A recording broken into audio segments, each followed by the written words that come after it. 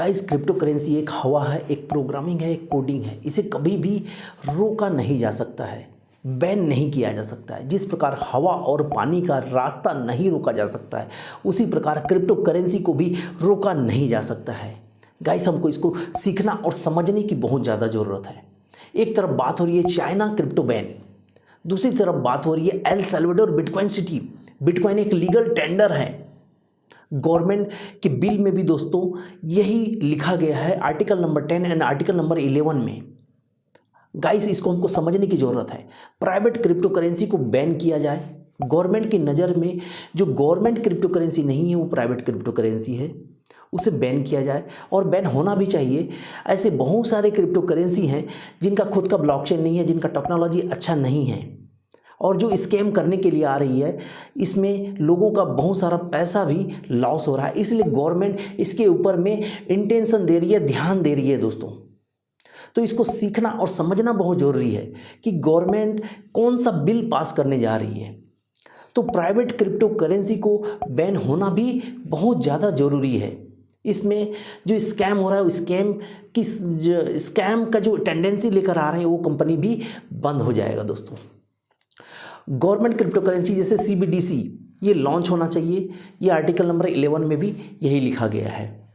और national city जो वजीर के जो ऑनर हैं, इनका भी गवर्नमेंट के साथ में, पार्लियामेंट के इनके साथ भी बहुत सा बार बैठक हुआ है। तो उन्होंने भी यही बोला है कि कभी भी गवर्नमेंट क्रिप्टो बैन के ऊपर में बात नहीं कहा है, इस टेक्नोलॉजी को एडॉप्ट करने की बात कही है। तो हमको ये माइंडसेट गाइस हमको लाना बहुत ज़रूरी है कि इस टेक्नोलॉजी को हम जितना ज़्यादा लर्निंग्स लेंगे उतना ज़्यादा हम मोटिवेट रहेंगे। क्योंकि गाइस ये टेक्नोलॉजी आपकी लाइफ को चेंज कर सकता है, आपको फाइनेंशियली फ्री कर सकता है। जब सतोशी नाकामोटो ने 2008 में इस टेक्नोलॉजी को डेवलप किया तो उनके माइंडसेट में भी ये बात आया था गाइस। इसलिए उन्होंने एक ऐसा डिसेंट्रलाइज प्लेटफॉर्म बनाया और अपने आप को गुप्त रखा, जिसे कोई भी कंट्रोल नहीं किया जा सकता है, जिसको कोई कंट्रोल नहीं कर सकता है। गाइस इसको हमको सीखना बहुत ज़्यादा ज़रूरी है। क्रिप्टो बैन की अगर बात करें तो इसे कभी भी बैन नहीं किया जा सकता है गाइस। जब तक इंटरनेट इस दुनिया में रहेगा तब तक ये क्रिप्टो करेंसी रहेगा। एक बार इंटरनेट के सर्वर में इस क्रिप्टो करेंसी को, इस क्रिप्टोग्राफी टेक्नोलॉजी को अगर ब्लॉकचेन टेक्नोलॉजी में रन कर दिया जाए तब इसे कभी भी कोई भी रोक नहीं सकता। यहाँ तक कि इसके डेवलपर के पास भी ये अनलॉक ही नहीं होता है, रोकने की क्षमता नहीं होती है। तो ये माइंडसेट अपने दिमाग से निकाल दीजिए कि इसको बैन किया जा सकता है। ज़्यादा पैनिक होने की ज़रूरत नहीं है, पैनिक सेल मत कीजिए गाइस। इसको सीखिए ज़्यादा से ज़्यादा। और हम इसी प्रकार का इन्फॉर्मेटिव वीडियो डिजिटल पाठशाला के माध्यम से आपको देते रहेंगे।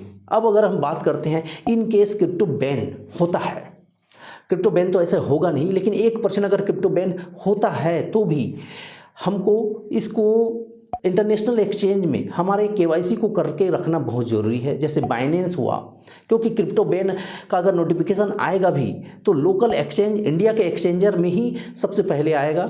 उससे पहले हमको, अगर हम अपने आप को सुरक्षित रखने के लिए, हम अपने एसेट को सुरक्षित रखने के लिए अगर इंटरनेशनल एक्सचेंज जैसे बाइनेंस हुआ, huobi.com हुआ और ट्रस्ट वॉलेट हुआ, इसमें अगर हम अपने KYC अगर करके रख लेते हैं दोस्तों, तो हम हमारे एसेट को हम सुरक्षित रख सकते हैं।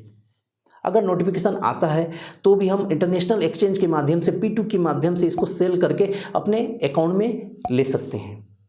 तो गाइस ज़्यादा पैनिक होने की ज़रूरत नहीं है। क्रिप्टो बैन कभी भी नहीं हो सकता है। जब तक इंटरनेट रहेगा इस दुनिया में तब तक क्रिप्टो करेंसी रन करते रहेगा और ये अपनी लाइफ को चेंज कर सकता है, अपनी फाइनेंशियली फ्री कर सकता है दोस्तों।